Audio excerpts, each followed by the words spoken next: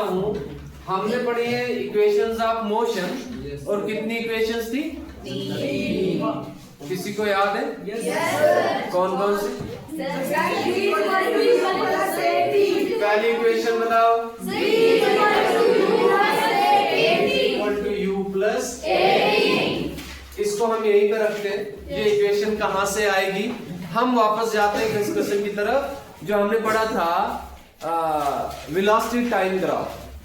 Velocity time graph, लेकिन कौन सा वेलोसिटी टाइम ग्राफ? जब मोशन हो रहा हो यूनिफॉर्मली एक्सेलरेटिंग मोशन, ठीक है?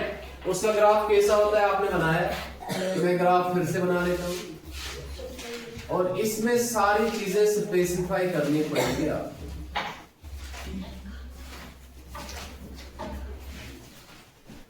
क्लियर? इस तरह का ग्राफ था नहीं था? Yes sir. इसको में ये वाला एक्सिस कौन सा है? Time axis, exactly time axis. और ये वाला कौन सा था? Velocity axis. इसको मैं नाम दे देता हूं ए और बी। याद रखना इस समय जो है इनिशियल वेलोसिटी है u और इस समय फाइनल वेलोसिटी यहां पर होगी v। कल आपको पता है ना u क्या होता है, v क्या होता है? u किसको कहते हैं? Initial velocity. और मैं एग्जांपल दे देता हूं।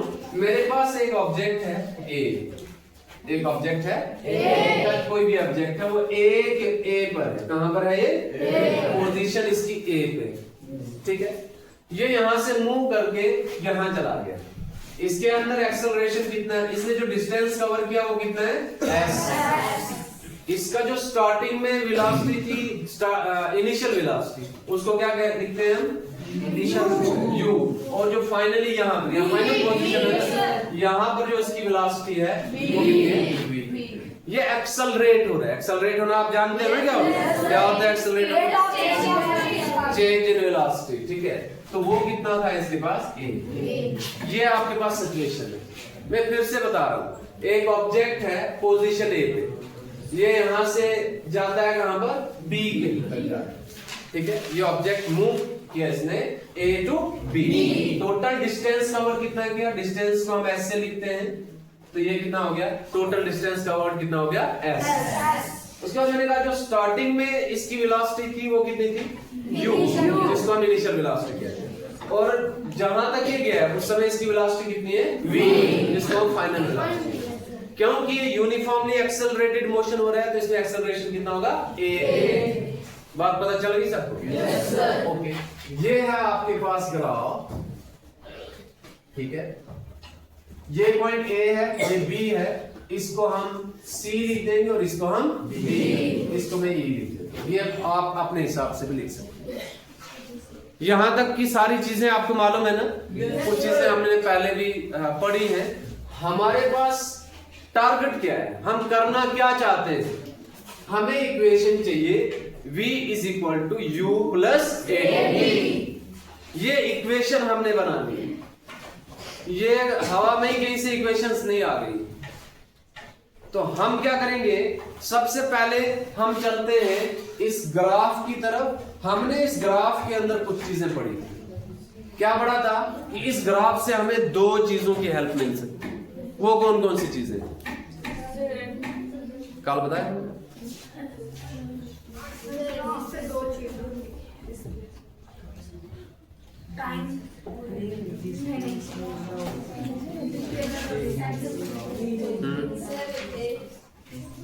क्या क्या कर सकते हैं इस ग्राफ से हम?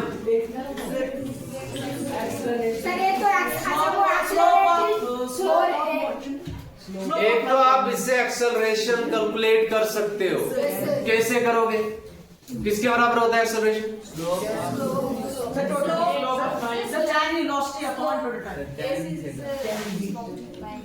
इस ग्राफ वे से आप क्या क्या चीजें जान सकते हो? यही तो मैंने बताया। फिर क्या पढ़ाया आपने? एक एक्सेलरेशन, दूसरा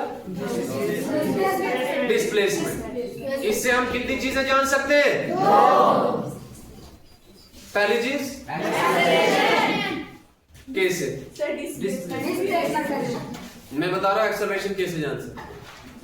कैसे पता चलेगा? इस ग्राफ से हमें, ग्राफ पेपर देखा है ना सबने?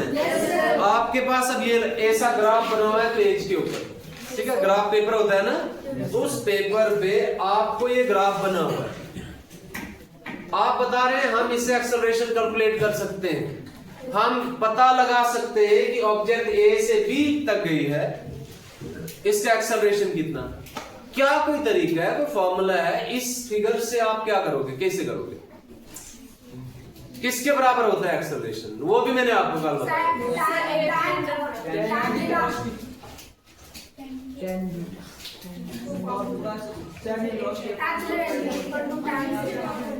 किसके बराबर होता है?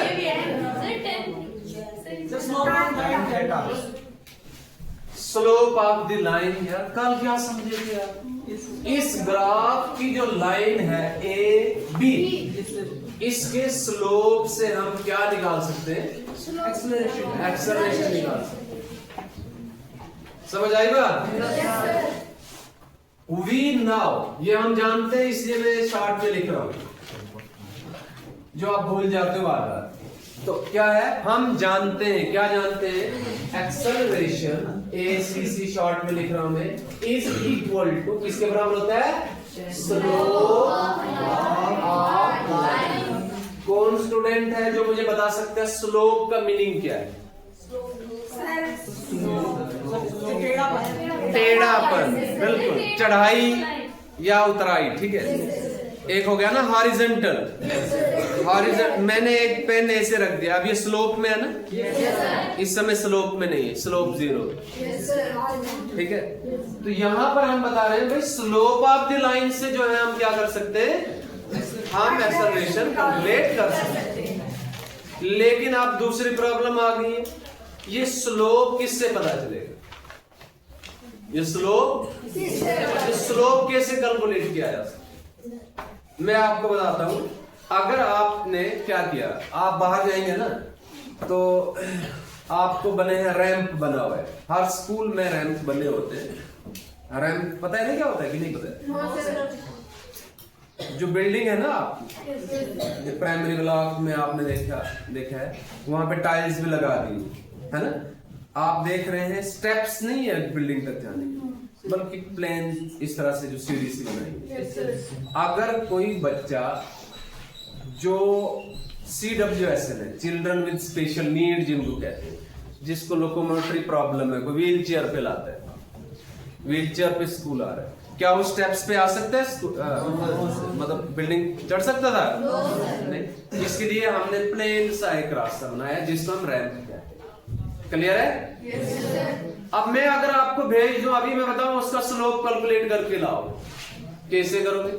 एक तो आ गया ना ग्राउंड इस तरह से, ठीक है, एक आ गई आपने देखा इस तरह से है, इतना, इसके बीच में एंगल मालूम करना होगा। क्या मालूम करना पड़ेगा? एंगल को हम लिखते हैं थीटा से। किससे लिखते हैं? थीटा से। अब आपके पास जो क्वेश्चन है, आपने स्लोप बताना है भाई, कितनी चढ़ाई है, कितनी? मैं आपको ऐसे बताता हूं, बताओ किसमें स्लोप ज्यादा है? फिगर 1 में, 2 में? 2 में ज्यादा स्लोप है ना? तो कितना है, इसको कैलकुलेट कैसे करें? इसके लिए हमारे पास एक फॉर्मूला है। क्या है? हमेशा याद रखना कि स्लोप पता है किसके बराबर होता है? tan theta. tan theta. अब हमें समझना पड़ेगा, 10th क्लास में जब आप जाएंगे तो आपको सारे ट्रिग्नोमेट्रिक रेशियोज वहां समझाए जाएंगे, लेकिन मैं आपको शॉर्ट से थोड़ी सी इंफॉर्मेशन बता देता हूं। पता चला मैंने ये tan थीटा कहां से लाया? हम जानते हैं, आपको कोई भी पूछेगा स्लोप कैसे निकाला जाता है, तो आप बताएंगे tan थीटा। स्लोप किसके बराबर होता है? tan theta. आप दूसरा क्वेश्चन आ गया, ये tan थीटा किसके बराबर होता है? मुझे लास्ट वाले स्टूडेंट बता सकते हैं? क्या नाम है इसका? रविंदर। हाँ, आप बता सकते हो हम स्लोप कैसे निकालते हैं? कैसे निकालते हैं? स्लोप कैसे निकलेगा? tan थीटा से। अब tan थीटा किसके बराबर होता है? ये भी पता होना चाहिए ना। तो मैं आपको इसका भी बताता हूँ। आप लिखेंगे पंडित बद्री प्रसाद हर हर बोले।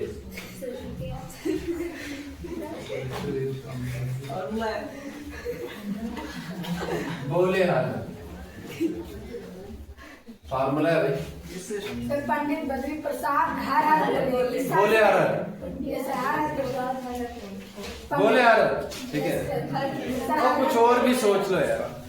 साइन थीटा,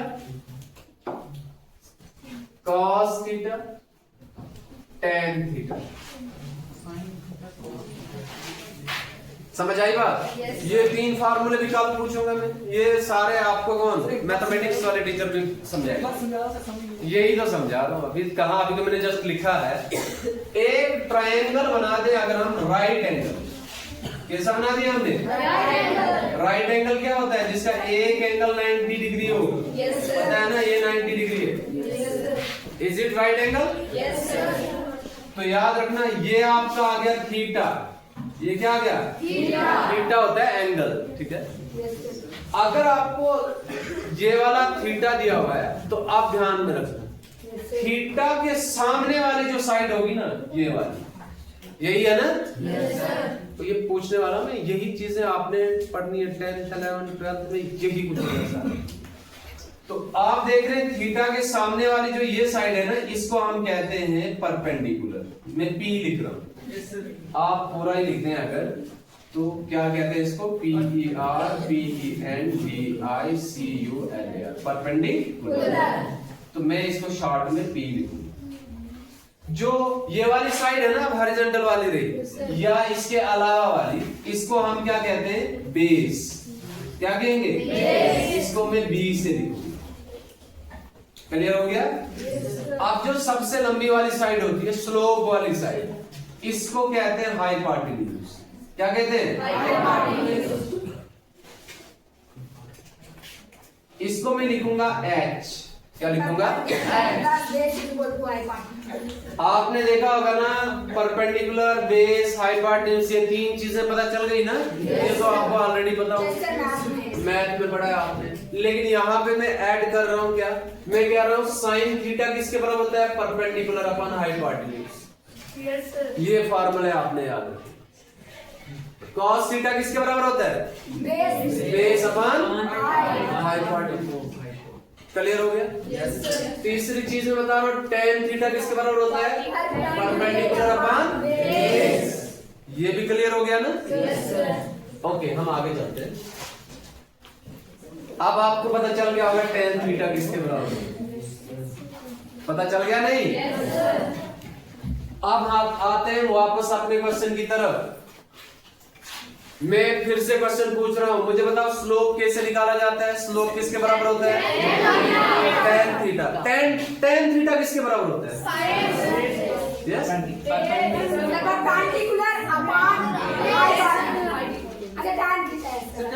थीटा किसके बराबर होता है? Perpendicular upon base. तो अब मुझे ढूंढना पड़ेगा एक्सेलरेशन तो किसके बराबर होता है? ठीक है, हम एसीसी लिखते हैं।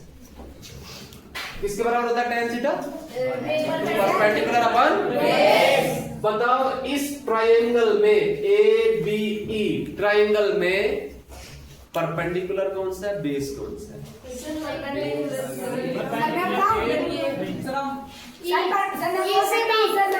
यही है ना, परपेंडिकुलर यही है ना। इसको मैं लिखूंगा EB अपॉन बेस क्या है? OD। OD यही होगा ना? Yes sir. अब चलते हैं, थोड़ा सा और अंडरस्टैंडिंग करा। हमें क्या चाहिए? V = U + AD। यही है ना? अब जरा ध्यान से एक चीज नोट रखना, अगर मुझे जाना होगा O से A तक, O से A तक, वो किसके बराबर होता है? OA किसके बराबर होता है? जीरो से तो सब एक स्टेप U के बराबर। किसके बराबर है? O से B, O से C तक किसके बराबर होगा? V velocity, final velocity. O से D किसके बराबर होगा? टाइम। ये तो टाइम एक्सिस है यार, समझ आ रही बात? कम है। अब हम क्या कर रहे हैं, एक्सेलरेशन को लिखते हैं किसे हम ए से लिखते हैं ना, that is equal to E B किसके बराबर होगा, ई बी। अब देखो मैं एक लाइन लगा रहा हूं यहां और यहां, इसको निशान लगा रहा हूं, यहां पर है आपके पास ई, यहां पर है बी, ये वाली साइड बराबर होती है, यहां पर मेरे पास है 0, मुझे निकालना है ई बी, ध्यान रखना है इधर क्या निकालना है, ई बी। मैं ओ बी लिखता हूं, क्या लिख दूंगा, ओ, मतलब यहां से यहां, उसमें से ओ ई निकाल दूंगा, माइनस ओ ई निकाल दूंगा, बाकी कितना बचेगा। दोबारा से बता रहा हूं, मेरे पास ये पेन है, क्या है, ये है ओ से लेकर बी, और यहां पर क्या है इसको ई, मैं इसमें से ओ ई निकाल देता हूं, बाकी कितना बच गया, ई भी बच गया ना, ई भी बच रहा है ना, क्या किससे क्या माइनस किया मैंने, ओ बी माइनस ओ ई, ओ ई की जगह ओ ए लिख दिया, ओ ए है सॉरी, इधर और इधर ये वाली लाइन जो है ना और ये वाली लाइन एक ही चीज, ये सेम डिस्टेंस आएगा या सेम वैल्यू आएगी, तो क्या लिख देंगे हम, ओ, इसको मैं सिंपल लिख रहा हूँ, ओ सी माइनस ओ ए, इस साइड की जगह मैं इस साइड को देख रहा हूँ, ये था डी बी, यहां पर था ओ सी, मुझे थोड़ी मिस्टेक हो गई है, मैंने आपको उस हिसाब से नहीं बताया, मुझे बताओ ई बी और ए सी बराबर है ना, हम एक स्टेप बढ़ा देंगे, A is equal to A C upon O D, किसी को कोई दिक्कत, यह कैसे आया कौन बताएगा, एक एक लफ्ज समझना है आपने, एक एक स्टेप आपको क्लियर होना चाहिए, ये अभी मैं आपसे मिटा के आपसे ज़ुबानी करवाऊंगा काम, इसलिए समझ लो भाई। दोबारा से बता रहा हूं मैं, I am going to repeat once again, so concentrate. मैं बता रहा हूं ओ से लेकर सी तक, ये जो था ना आपके पास ई और बी, दोबारा से बता रहा हूं, ई बी है ना आपके पास, आप ई बी की जगह ए सी ले सकते हो, क्यों, ये दोनों बराबर हैं, जो रेक्टेंगल बनता है ना, ये रेक्टेंगल सा बन रहा है, उसकी अपोजिट साइड्स क्या होती हैं, हमेशा बराबर, इसलिए मैंने ई बी की जगह क्या लिख दिया, ए सी, क्लियर हुआ, क्यों किया मैंने ऐसा, क्योंकि मुझे फाइनली दो ही लाइनें मेरे पास है, एक है टाइम एक्सिस, एक है वेलोसिटी, हमने यहीं से वैल्यूज लेनी होती, इसलिए चलो आगे चलते हैं।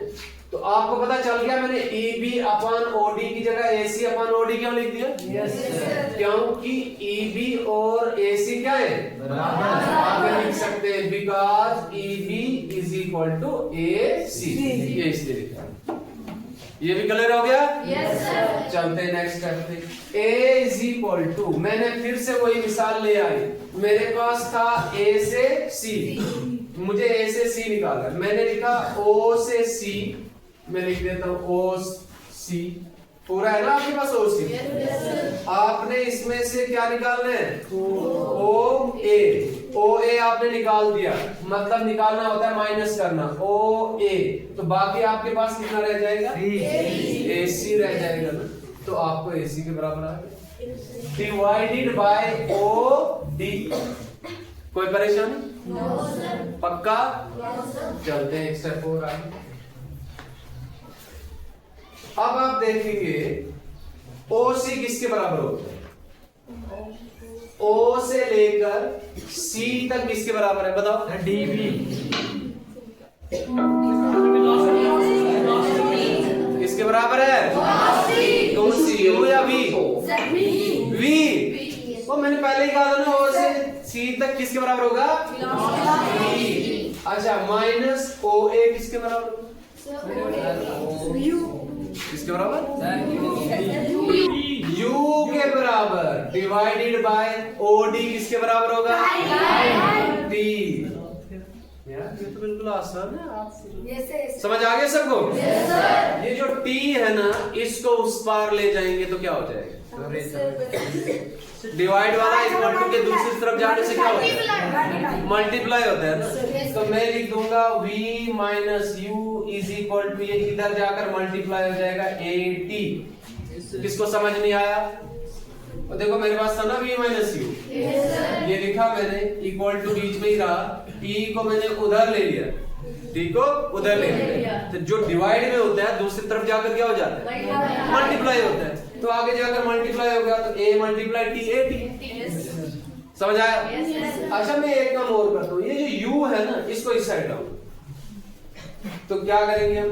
v is equal to minus वाला इस साइड आकर क्या हो जाता है? Plus u plus a t। बताओ क्या ये कौन सी इक्वेशन है? कहनी चाहिए थी ना हमें? Yes sir. हम क्या कैलकुलेट कर रहे थे? v is equal to u plus a t। कुछ समझ में आया? Yes sir. कुछ फर्क रहा नहीं? Yes sir. यस रहा, आई नो। अब जरा फिर से रिकैपिटुलेशन कर रहे हैं। सबसे पहले आपने ग्राफ बनाना है। ग्राफ बनाने के बाद आपने लिखना है derivation of DERIVA, derivation of v is equal to u plus AT। यही कर रहे हैं ना? yes, और मेरा प्लान था मैं तीनों आज करवा दूं, लेकिन उसका फायदा क्या कि मैं लिख के चला जाऊं और आपको कुछ पता नहीं हो। इसलिए ऐसा करना है कि आप जब तक न समझे तब तक भी हम आगे बढ़ेंगे। सबसे पहली चीज मैंने आपको कही, कल हम जान चुके थे कि ये जो वेलोसिटी टाइम ग्राफ होता है यूनिफॉर्मली एक्सेलरेटेड मोशन का, इससे हम कितनी चीजें कैलकुलेट कर सकते हैं? दो चीजें। कौन कौन सी? एक एक्सेलरेशन, एक दूसरी चीज है डिस्प्लेसमेंट, वो हम कल देखेंगे अब, ठीक है? तो पहली चीज एक्सेलरेशन, ठीक है मैंने लिख दिया एक्सेलरेशन होता किसके बराबर है? स्लोप ऑफ द लाइन, ठीक है? तो ठीक है, ये चीज हमें, ये फार्मूला हमारे पास था। जब भी आपने स्लोप निकालना होगा, क्या निकालना है? स्लोप। मैं क्या करूंगा, काल में वहां एक धागा बांध दूंगा, उसको लाकर यहां से बांध दूंगा, ठीक है? टेढ़ा है, स्लोप में है ना धागा। मैं बताऊंगा निकालो इसका स्लोप कितने। आप देखेंगे ग्राउंड और उसके बीच में कितना एंगल बन रहा है ना? तो आपको पता है, अब आप फार्मूला जान चुके हैं कि स्लोप किसके बराबर होता है? tan थीटा के बराबर। तो आपने लिख दिया tan थीटा। अच्छा आप ये भी जान चुके हैं कि tan थीटा किसके बराबर होता है? Perpendicular upon base. ये फॉर्मूलास मैं सुनूंगा, ये मैथ के सर आपको ज्यादा अच्छे से समझाएंगे, डिटेल में समझाएंगे, सारे ही समझाएंगे, लेकिन बेसिक मैंने आप पंडित बद्री प्रसाद बोले हर हर इसके ये 3 थीटास हैं और 3 है इसके, ठीक है? कॉसेक सेक एंड कॉट उनके उलट होते हैं, वो आपको बाद में बता देंगे। ये पता चल गया ना आपको? अच्छा ये तो tan थीटा किसके बराबर होता है? परपेंडिकुलर बेस भी आप जानते हैं। तो आपने इस ट्रायंगल में देखना है परपेंडिकुलर और बेस कौन कौन से। मुझे पता चल गया EB है इसका परपेंडिकुलर, तो मैंने लिख दिया। बेस है इसका AE लिखो या OD लिखो, बराबर, क्योंकि ये वाली दो साइडें, ये वाली दो साइडें क्या होती है? बराबर। समझ आ गया ना? चलो ठीक है। उसके बाद मैंने कहा कि ये जो है हमें फाइनली, बस सर आ रहा हूं मैं, और आपने फाइनली क्या करना है, आपने टाइम एक्सिस और वेलोसिटी एक्सिस की लाइंस लेनी। तो मैंने EB की जगह क्या लिख दिया? AC से मैंने आपको स्प्लिट करने का तरीका सिखाया, ठीक है? तो हमने लिख दिया OC माइनस OA। मुझे पता था पहले ही यार इक्वेशन में V और U है, वो लाना ही था, ठीक है? तो मैंने ये लिख दिया। अब OC और OA किसके बराबर है? ये आपने खुद निकाल दिया, और U के बराबर। जब हमने ये इक्वेशन है A3 को इधर लिया तो V minus U equal to AT हो गया। मैंने कहा U को इस साइड लिया तो V equal to U plus AT। This is the final equation. पहली इक्वेशंस ऑफ द मोशन में फर्स्ट इक्वेशन हम जान चुके हैं कि कैसे डिराइव करनी है। इस पर फर्दर न्यूमेरिकल्स भी करने हैं हमने, लेकिन कल हम क्या करेंगे, बाकी 2 इक्वेशन जो है वो भी कर लेंगे। उसके बाद आपका न्यूमेरिकल्स का सेशन स्टार्ट होगा। जो मैंने आपको स्टार्टिंग में असाइन किया है कुछ वर्क कल के लिए, तो वो आप जो है डेली बेस पर करेंगे। Thank you sir.